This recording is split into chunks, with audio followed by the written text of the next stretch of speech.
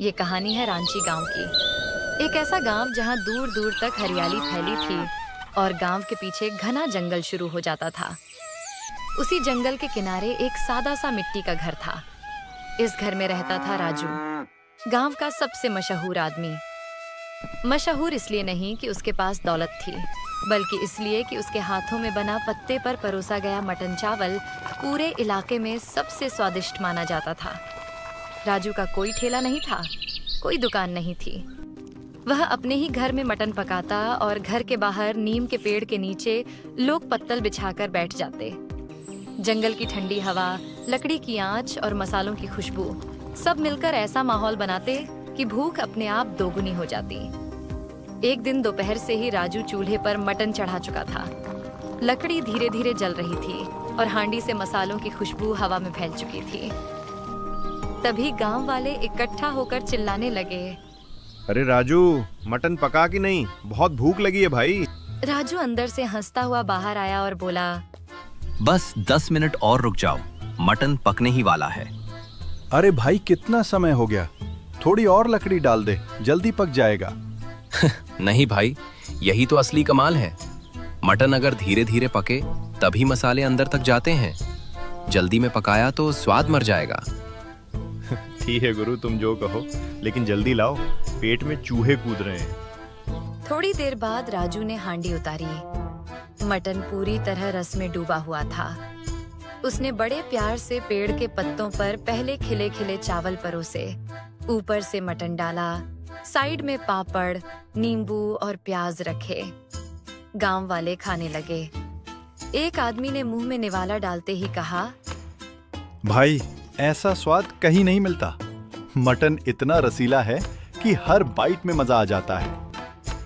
राजू, सच कहे तो तू जादू करता है। ऐसा मटन बस तुम्हारे पास ही मिलता है। राजू बस मुस्कुरा देता। थोड़ी ही देर में सारा मटन खत्म हो गया। लोग तृप्त होकर उठे और राजू अपनी कुल्हाड़ी उठाकर फिर जंगल की ओर लकड़ी लाने निकल पड़ा। जंगल के अंदर राजू लकड़ी काट रहा था।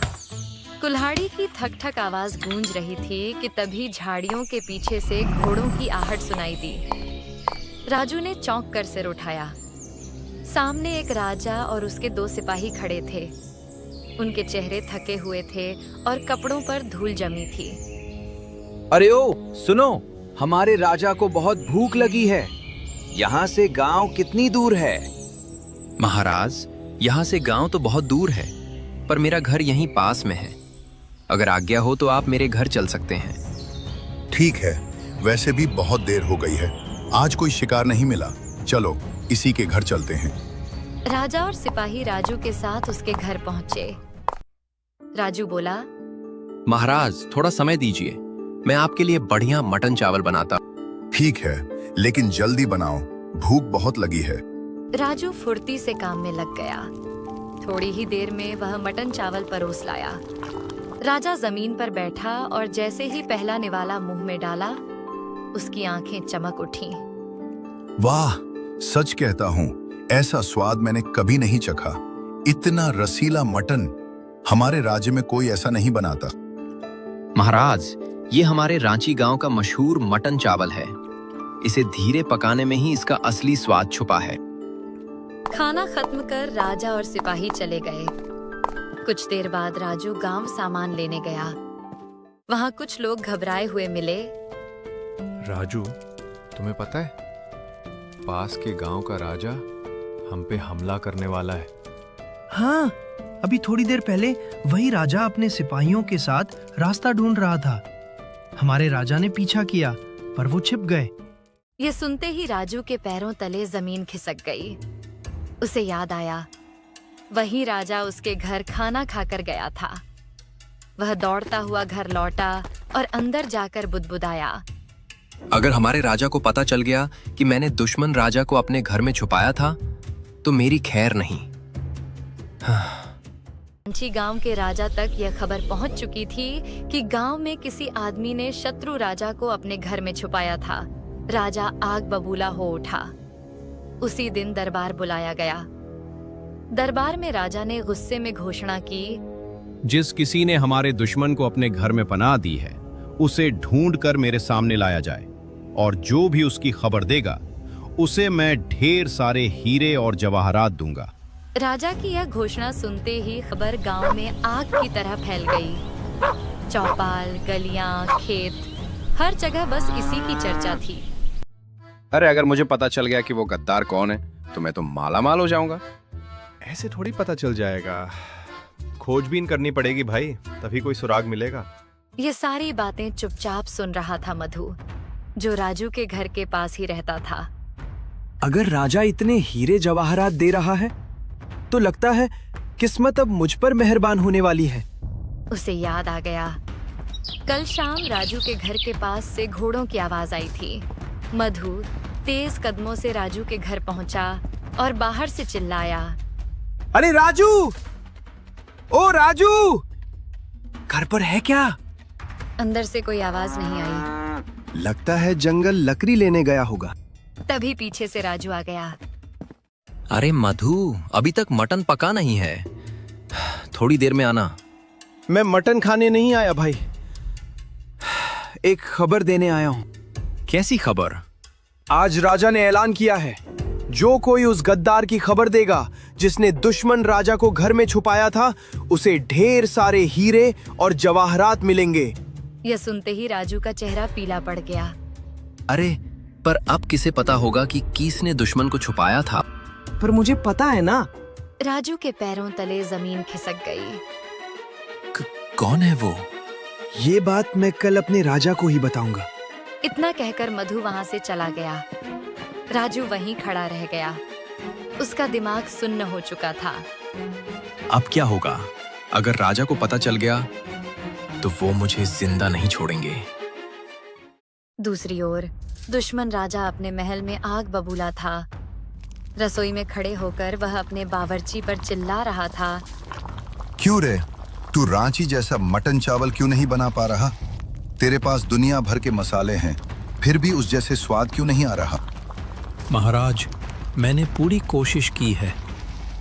महाराज, आपने जो मटन चावल खाया था वो एक खास लकड़ी के चूल्हे पर पकता है। उसी लकड़ी की धीमी आंच से मटन में अनोखा स्वाद आता है। हमारे राज्य में वैसी लकड़ी नहीं मिलती, इसलिए स्वाद वैसा नहीं बन पा रहा। मुझे बहाने नहीं सुनने, मुझे वही मटन खाना है। जाओ, जाकर ले आओ। कुछ ही देर में एक सिपाही राजू के घर की ओर निकल पड़ा। उधर राजू घर के अंदर डरा सहमा बैठा था। क्या मैं खुद जाकर राजा को सब सच बता दूं? शायद सजा कम हो जाए। तभी दरवाजे पर खटखट हुई। राजू का कलेजा मुंह को आ गया। उसने डरते हुए दरवाजा खोला। सामने वही सिपाही खड़ा था। तुम यहाँ? हमारे राजा को तुम्हारे हाथ का मटन खाना है, जल्दी बनाओ, मैं लेने आया हूँ। पर अगर मटन चावल यहाँ से ले गए तो रास्ते में ठंडा हो जाएगा, स्वाद खराब हो जाएगा। उसे यहीं गरम गरम खाना पड़ेगा। मुझे समझाने की कोशिश मत कर, जल्दी बना कर दे, नहीं तो तुम्हारी खैर नहीं। डर के मारे राजू ने मटन चावल बनाया, पत्ते में लपेटा और देते हुए फिर कहा, मैं आखिरी बार कह रहा हूँ, इसमें स्वाद नहीं रहेगा। सिपाही कुछ सुने बिना चला गया। महल में दुश्मन राजा ने जैसे ही पहला निवाला खाया, ये क्या है? इसमें तो कोई स्वाद ही नहीं। ये मटन कहाँ से लाए हो? महाराज, उसने कहा था कि अगर वहीं गरम गरम खाओगे तभी अच्छा लगेगा, ठंडा होते ही स्वाद बिगड़ जाता है। राजा सोच में पड़ गया। कुछ पल बाद बोला, ठीक है, जाओ और उसे बता दो, 2 दिन बाद हम खुद उसके घर आएंगे मटन खाने। सारी तैयारी रखने को कहना। सिपाही वापस आया और राजू से बोला, सुनो, हमारे राजा 2 दिन बाद तुम्हारे घर आएंगे, मटन खिलाने की तैयारी रखना। यह सुनते ही राजू की आंखों में एक चमक आ गई। यही मौका है, अब खेल पलट सकता है। बिना देर किए राजू सीधा रांची के राजा के पास निकल पड़ा। राजू हिम्मत जुटाकर सीधे महल पहुंच गया। दरबार में कदम रखते ही उसका दिल जोर जोर से धड़कने लगा। उसने हाथ जोड़कर कहा, महाराज, मुझे आपसे कुछ कहना है। क्या तुम जानते हो कि हमारे दुश्मन को किसने छुपाया था? जी महाराज, इसी बारे में बात करने आया हूँ। राजा ने तेज नजर से देखा। तो जल्दी बताओ, वो धोखेबाज कौन है? हम उसे अपने हाथों से सजा देंगे। राजू ने गहरी सांस ली और कांपती आवाज में बोला, महाराज, वो दुश्मन राजा मैंने ही अपने घर में छुपाया था। दरबार में सन्नाटा छा गया। राजा गुस्से से गरजा। क्या तुम ही वो गद्दार हो? सिपाहियों, तुरंत इसे कैद में डाल दो। सिपाही आगे बढ़े ही थे कि राजू जोर से बोला, रुकिए महाराज, पहले मेरी पूरी बात सुन लीजिए। राजू ने जंगल से लेकर मटन खिलाने तक की पूरी कहानी सुना दी। उसने आखिर में कहा, महाराज, वही राजा कल फिर मेरे घर मटन चावल खाने आने वाला है। हम उसे वहीं पकड़ सकते हैं। पर कैसे? मैं मटन में नींद की दवा मिला दूंगा। जैसे ही वो खाएगा उसे गहरी नींद आने लगेगी। तब आप चुपके से आकर उसे बंदी बना सकते हैं। बहुत बढ़िया योजना है, पर ध्यान रखना, उसे जरा भी शक नहीं होना चाहिए। जी महाराज, मैं पूरी सावधानी रखूंगा। राजू दरबार से बाहर निकला तो रास्ते में उसे मधु मिल गया। मधु उसे देखकर चौंक पड़ा। अरे राजू, तुम यहाँ? मधु, क्या तुमने राजा को बता दिया कि वो गद्दार कौन था या नहीं? नहीं, अभी बताने ही जा रहा था। अरे रहने दे भाई, मैंने खुद ही बता दिया कि गद्दार कौन था। यह सुनते ही मधु का मुंह खुला का खुला रह गया। उसे समझ ही नहीं आया कि राजू डर रहा है या कोई बड़ी चाल चल चुका है। राजू बिना रुके आगे बढ़ गया। अब उसके सामने सिर्फ एक ही मकसद था, कल की तैयारी। अगली सुबह सूरज की हल्की किरणों के साथ राजू की आंख खुली। दिल में डर था, फिर भी उसने खुद से कहा, बस आज कोई गड़बड़ ना हो। यह सोचकर वह तुरंत काम में लग गया। मटन को अच्छी तरह धोया, उसमें मसाले मिलाए और लकड़ी के चूल्हे पर हांडी चढ़ा दी। धीमी आंच पर पकता मटन पूरे घर में खुशबू फैला रहा था। थोड़ी ही देर में दरवाजे पर खटखट हुई। राजू घबरा गया। लगता है राजा आ गया। वह डरते हुए बाहर निकला। सामने गांव का आदमी रामू खड़ा था। अरे रामू, तुम यहाँ? बहुत भूख लगी है भाई, जल्दी मटन चावल की प्लेट लगा दे। आज नहीं भाई, आज मटन नहीं बिकेगा, कल आना। पर खुशबू तो आ रही है। आज मेरे घर मेहमान आने वाले हैं। ये मटन उनके लिए है, तुम जाओ। रामू चला गया। तभी दूर से घोड़ों की टापों की आवाज आई। कुछ ही पल में दुश्मन राजा अपने 2 सिपाहियों के साथ आ पहुंचा। राजू, मटन बनाया है ना? जी महाराज, बस 5 मिनट रुकिए। वह अंदर गया, पत्ते पर मटन चावल परोसा। उसने पहले ही उसमें नींद की दवा मिला दी थी। राजा जमीन पर बैठा और खाने लगा। वाह, क्या स्वाद है! ऐसा मटन तो मैं रोज खाना चाहूं। खाकर उठते हुए राजा हंसकर बोला, राजू, सच कहूं तो तुम्हारे हाथ का मटन लाजवाब है। कुछ दिन मैं रोज यही खाऊंगा। राजू मन ही मन बोला, काश तुम्हें पता होता कि आगे क्या होने वाला है। बहुत खा लिया, अब नींद आ रही है। हाँ, थोड़ा यहीं आराम कर लेता हूँ। यह कहकर वह वहीं लेट गया। बाहर उसके सिपाही इंतजार कर रहे थे। कुछ ही देर में झाड़ियों के पीछे से रांची गांव के राजा अपने सिपाहियों के साथ प्रकट हुए। उन्होंने इशारा किया और चुपचाप अंदर घुसे। रांची के राजा ने धीमी आवाज में कहा, इसे बांध लो।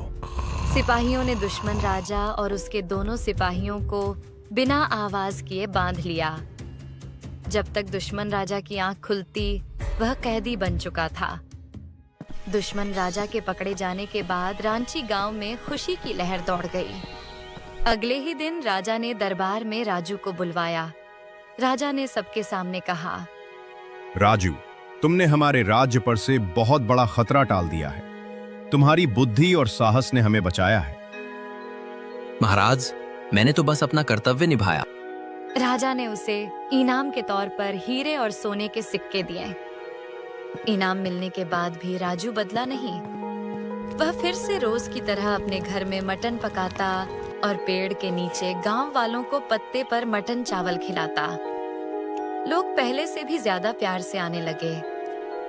एक दिन राजू जंगल में लकड़ी तोड़ रहा था। कुल्हाड़ी की आवाज गूंज रही थी कि तभी पीछे से आवाज आई, अरे सुनो, यहाँ से गांव कितनी दूर है? फिर से राजू की कहानी यहीं खत्म होती है, जहां हर मोड़ पर स्वाद, समझदारी और इंसानियत साथ चलती है।